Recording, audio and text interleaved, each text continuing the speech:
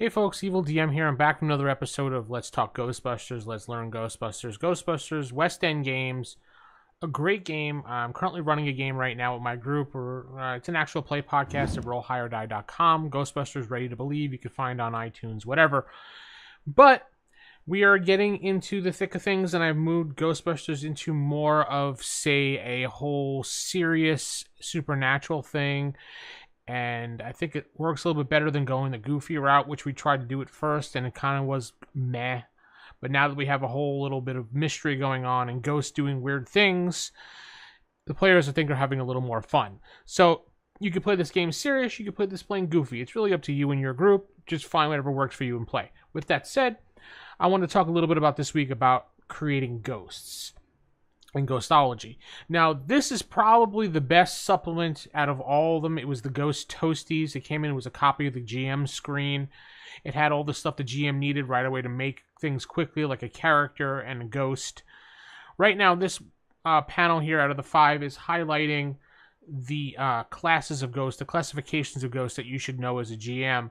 And your players, because you need to, when they start scanning, with the PKE meter, you need to kind of tell them what classification ghost it is. And generally, you're going to have ghosts that probably fall in between class 2, maybe 3, 4, things like that. I don't think you'll ever get they probably will never get to a class 7 unless that's like the big bad or the whole point of goal that are going up to get to go. And then there's some ghost traits that they also list in here as well, which we'll get to in just a moment, but I can't. Oh, the screen cut it off. That stinks. Let me see if I can make it a little smaller for you. No, I can't. Well, let me just grab that up for you here so you can see it. Kind of stinks. I'm sorry about that. Anyway, so these ghostly traits represent how the ghosts are seen: free floating, focus, full torso, repeater, vapor, or mist. It's something you have to also consider when designing up your ghost. Now, you should read over this information and decide when you're going to have, say, like a mission or a bust for the ghost, which one you want exactly to look like. Because you have to, ahead of time, plan out the ghost and decide, you know, what they're going to find, what clues you're going to leave. If it's free floating, you're going to have to, you know, how it disregards the people, time, and space, how it moves around. It's free floating. If it's focus, if it's tied to a specific object or location and you can't stray from it, you have to kind of figure out a way how to express that while they're doing their investigation. And don't forget, some ghosts have full torsos, they have half torsos, things like that. We get that out of the way so we can get back to this.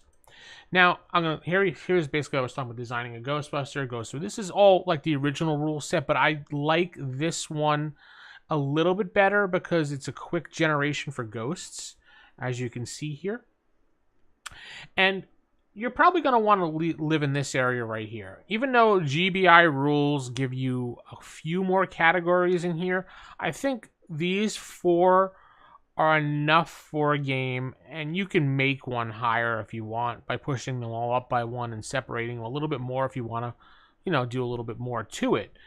But the pushover, day's work, tough nut, and demon, it basically is where the game should be played. You really don't need anything higher than that, even though you can get more powerful demons and things like that.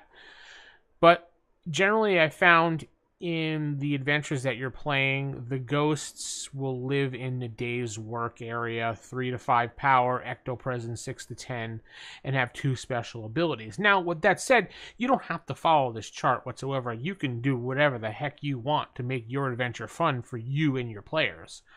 So when you're designing up something, you can make it an ectopresence of, a power of 6 and an ectopresence of like 1.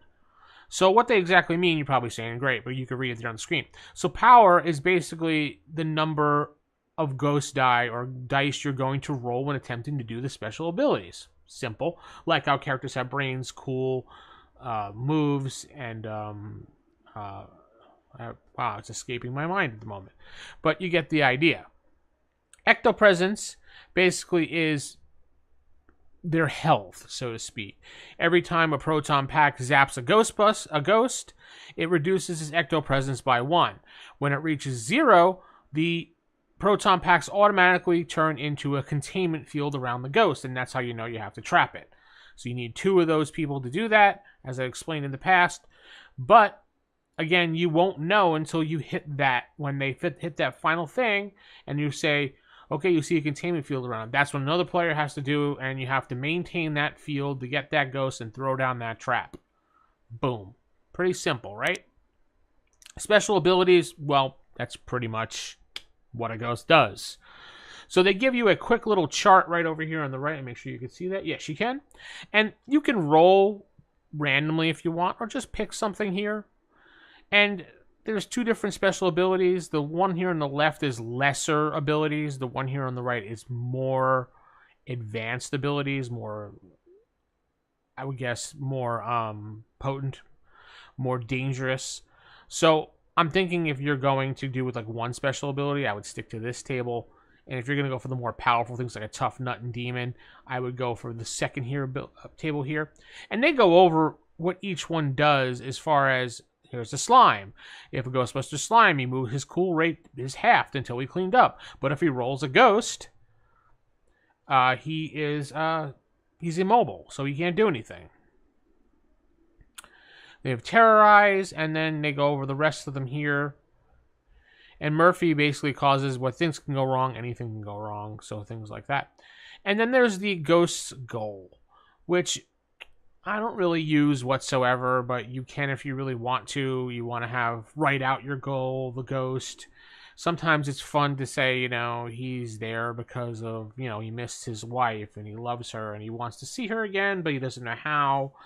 Maybe there's an item there that he wanted in his previous life, but he never got. And he's haunting the I don't know, the safe where his item is, and he wants it because he was never able to have it.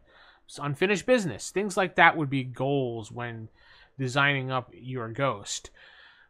Like I said, your ghost is going to sit between this day's work and tough nut if you want your adventures to be fun.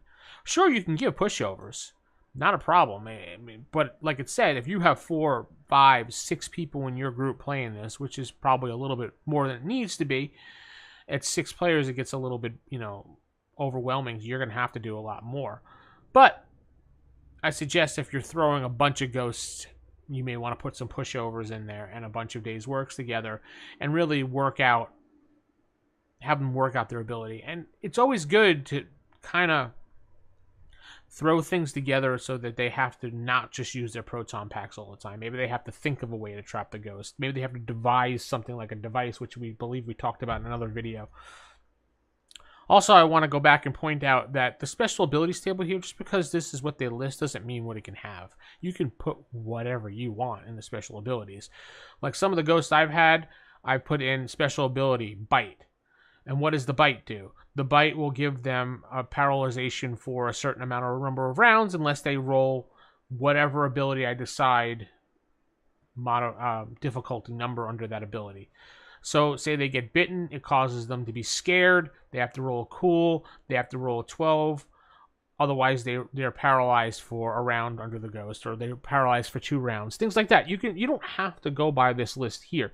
It's just an example, and they do encourage you to make up things throughout the game everywhere, both editions. If you don't like something, make it up. It's not really...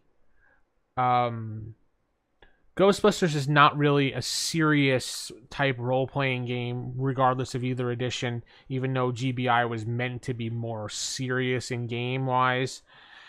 It was always meant to be one of those, I guess, tongue-in-cheek type games, you know, popcorn games, whatever you want to call them. I don't know if popcorn games is the right term, but it's one of those that's meant to be played a few times if people don't show up. You can make campaigns out of it. I'm trying to do that right now, and we'll see where it can go, but you have to really play it in a more serious tone if you want that to happen. But with that said, that's basically how ghosts work. If you want to follow the GBI rules, you can by all means go ahead, grab the book. It's similar to this that you see here, just added a few more things into it as far as abilities and toughness and how you figure it out back and forth. So let me know what you think. Other than that, Busted makes me feel good. Good night, everybody.